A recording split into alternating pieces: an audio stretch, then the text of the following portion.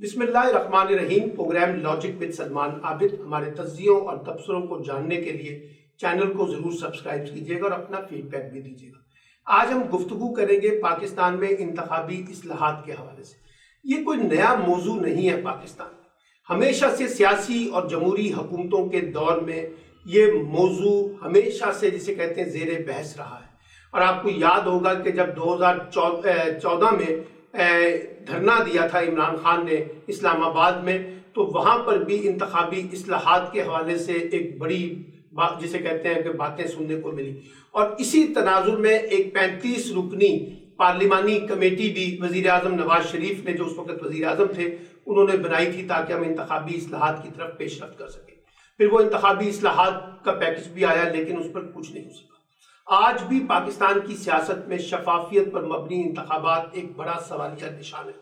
हर हारने वाली जमात ये समझती है कि उसको इंतखाबी धांधली के जरिए हराया गया है, और जीतने वाले ये समझते हैं कि इंतखाबात शफाफ थे।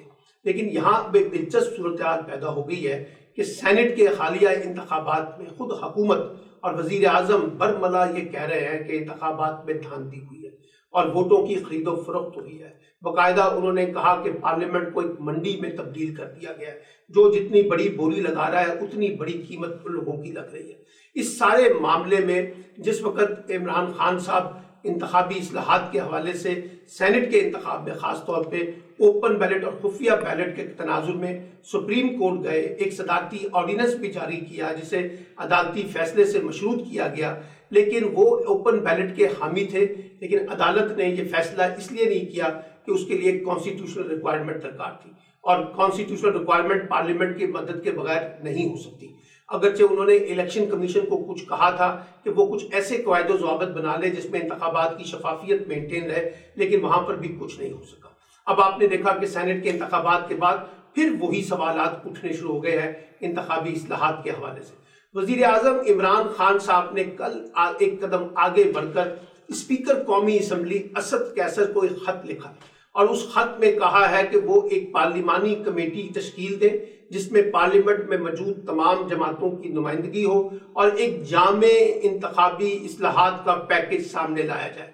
और ये भी मालूम हुआ है, जो खबरें हैं, कि वज़ीर आज़म चाहते हैं कि 2022 या 2023 में जब भी इंतखाबात हों तो वो एक जदीद पैकेज के तहत हों जिस पे तमाम सियासी जमातों का इत्तफाक हो। और वो ख़ास तौर पे जोर दे रहे हैं इलेक्ट्रॉनिक वोटिंग के ऊपर, और वो कहते हैं कि इलेक्ट्रॉनिक वोटिंग को बुनियाद बनाकर ही हम शफाफियत पर मबनी इंतखाब की तरफ पेशकदमी कर सकते हैं। इसी तरीके से हमने ये देखा है कि हमारे यहाँ इलेक्शन कमीशन की खुद मुख्तारी भी एक बड़ा सवाल है। इस वक्त वज़ीर आज़म समेत हुकूमत इलेक्शन कमीशन से काफ़ी नाला नज़र आती है और उनके किरदार के ऊपर बड़े तहफ़्फ़ुज़ात का इज़हार किया जा रहा है, बल्कि एक कदम आगे बढ़ के मुतालबा किया जा रहा है कि इलेक्शन कमीशन इस्तीफ़ा दे दे। अच्छा, इस तनाजुर में इलेक्शन कमीशन की खुद मुख्तारी, शफाफियत, मजबूती खुद एक बड़ा सवाल है, क्योंकि अगर आपने इंतखाबी इस्लाहात में जाना है तो ये मामला किसी एक नुक्ते का नहीं है। इसमें आपको सियासी जमातों के दाखिली निज़ाम में यानी पॉलिटिकल पार्टीज एक्ट में इस्लाहात करनी होंगी, आपको इलेक्शन कमीशन के अंदर रिफॉर्म्स करनी होंगी, आपको ब्यूरोक्रेसी के अंदर रिफॉर्म्स करनी होंगी, आपको लीगल कॉन्टेक्स्ट में रिफॉर्म्स करनी होगी, आपको कानून साजी करनी होगी, आपको वोटरों को तरबियत देनी होगी। और ख़ास तौर पे जो हम इलेक्शन कमीशन हम अपने क़वायद ज़वाबित बनाता है इलेक्शन से रिलेटेड, अगर उस पर अमल दरामद नहीं करना तो फिर क्या फ़ायदा। यानी एक बड़ा मसला इंतखाबात का महंगा होना भी है, और ये जो इतने महंगे करोड़ों रुपए में इंतखाबात पहुंच गए हैं, उसको कैसे एक आम आदमी के लिए काबिल कबूल बनाया जाए, ये बहस भी मौजूद है।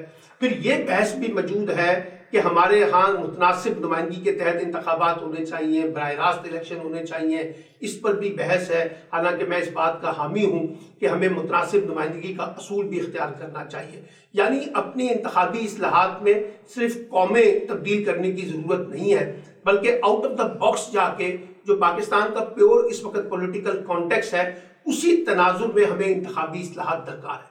और ये इंतखाबी इस्लाहात हर सतह पे, हर इदारे की सतह पे हमें दरकार है अगर हमने शफाफ इलेक्शन कराना है। फिर एक इल्ज़ाम जो है वो इस्टेब्लिशमेंट की मुदाखलत का लगाया जाता है कि इस्टेब्लिशमेंट इलेक्शन के नताइज पे असरअंदाज होती है। अच्छा, उसके लिए भी फिर एक जामे पैकेज हमारे सामने होना चाहिए, कैसे हम इलेक्शन में इस्टेब्लिशमेंट की मुदाखलत को रोक सकते हैं। फिर प्री पोल जो रिगिंग के मामलात हैं उसको कैसे मॉनिटर करेंगे, इलेक्शन डे को कैसे मॉनिटर करेंगे, इलेक्शन डे के बाद जब हुकूमत साजी का अमल होता है उसको कैसे मॉनिटर करेंगे।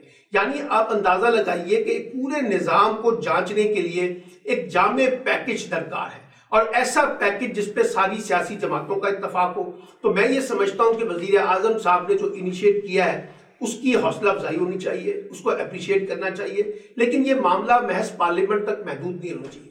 वजीर आजम को एक कदम आगे बढ़कर पाकिस्तान में बैठी हुई सिविल सोसाइटी, मीडिया को भी इन्वाइट करना चाहिए कि वो इस बहस का हिस्सा बने, और जिसके पास जो तजावीज़ हैं पहले से मौजूद हैं और जो आ रही हैं उन तजावीज़ को बुनियाद बना के एक जामे पैकेज बनाया जाए। अब एक इंपॉर्टेंट सवाल ये बन गया है कि क्या इस पूरे अमल में पीडीएम, पाकिस्तान डेमोक्रेटिक मूवमेंट, हुकूमत का साथ देगी। ये जो इनिशिएटिव कल प्राइम मिनिस्टर ने लेने की कोशिश की है उस पर साबिक वजीर आजम शाहिद खाकान अब्बासी और एहसन इकबाल ने जिस किस्म का सख्त रद्द अमल दिया है और इस पूरे इनिशिएटिव को जितने बुरे तरीके से क्रिटिसाइज किया है, बज़ाहिर तो ये लगता है कि पीडीएम शायद इसका हिस्सा ही बनना नहीं चाहती। लेकिन अच्छी बात, उम्मीद की बात यह है कि राजा परवेज अशरफ जो साबिक वजीर आजम है और पीपल्स पार्टी से उनका ताल्लुक है, उन्होंने कहा है कि अगर हुकूमत रिफॉर्म्स के कॉन्टेक्स्ट में, इस्लाहात के कॉन्टेक्स्ट में पीपल्स पार्टी को इंगेज करना चाहेगी तो हम उसके साथ हैं। और मेरा ख्याल है कि प्राइम मिनिस्टर को फिर इस दावत को जरा इंगेज करना होगा। यानी पीपल्स पार्टी अगर इंगेज होना चाहती है तो हुकूमत को भी अपना जो एक जिसे कहते हैं तल्ख रवैया उसे पीछे छोड़ना पड़ेगा, और पीपल्स पार्टी को तो हर सूरत में इंगेज करे इलेक्टोरल रिफॉर्म्स के कॉन्टेक्स्ट में, क्योंकि पीपल्स पार्टी हमेशा से इस्लाहात के बारे में, रिफॉर्म्स के बारे में अपना एक अच्छा माजी रखती है। अगर पीडीएम की बाकी जमातें उसका हिस्सा नहीं बनना चाहती तो कम से कम पीपल्स पार्टी उसका हिस्सा बने, जमात इस्लामी उसका हिस्सा बने और दीगर जमातें उसका हिस्सा बने, तो बात आगे बढ़ सकती है। लेकिन हुकूमत को पूरी कोशिश करनी चाहिए कि पीडीएम की जमातें भी, पीएमएलएन, जेयूआई, एएनपी, महमूद खान अचकज़ई की जमात, आफ्ताब शेरपाव की जमात, इन सबको किसी ना किसी शक्ल में इंगेज किया जाए, एक बेहतर पार्लिमानी कमेटी बनाई जाए, और ताकि हम एक अच्छी रिफॉर्म्स कर सकें। और इसी तरीके से हुकूमत को इस वक्त इलेक्शन कमीशन पर बहुत ज्यादा बैशिंग करने की बजाय इलेक्शन कमीशन के साथ बैठ के भी एक अगले पैकेज के ऊपर, यानी अगले इंतखाबात की शफाफियत को इंश्योर करने के लिए काम करना चाहिए। क्योंकि ये वक्त नहीं है कि जहां इल्जाम तराशियां की जाए। अगर 2.5 साल के बाद इलेक्शन होने हैं तो इलेक्शन की शफाफियत को इंश्योर करना पाकिस्तान में हुकूमत, अपोजिशन समेत तमाम स्टेक होल्डर की जरूरत बनती है। और अब देखना ये होगा कि हुकूमत किस हद तक इनको इंगेज करती है और किस हद तक इनको शामिल करती है, इन तमाम अपोजिशन जमातों के लोगों को, कि वो इलेक्टोरल रिफॉर्म्स का हिस्सा बन सके।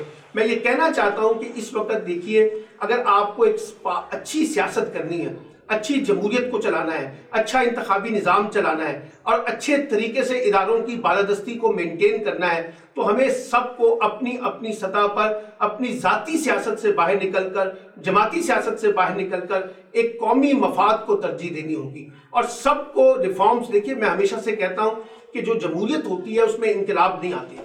जमहूरियत के अंदर इस्लाहात की बुनियाद के ऊपर आगे बढ़ा जाता है, और यही वो इस्लाहात हैं, चाहे वो इलेक्टोरल रिफॉर्म्स की शक्ल में हो और चाहे किसी और शक्ल में। इसको बुनियाद बनाकर हम जो है इस्लाहात के एजेंडे को ताकत दें, मीडिया पर इसके अंदर बहस को उजागर करें, और मीडिया के साथ साथ सिविल सोसाइटी, जो हमारे थिंक टैंक्स हैं, उनको इस काम के अंदर इंगेज करेंगे तो ये बात आगे बढ़ सकेगी।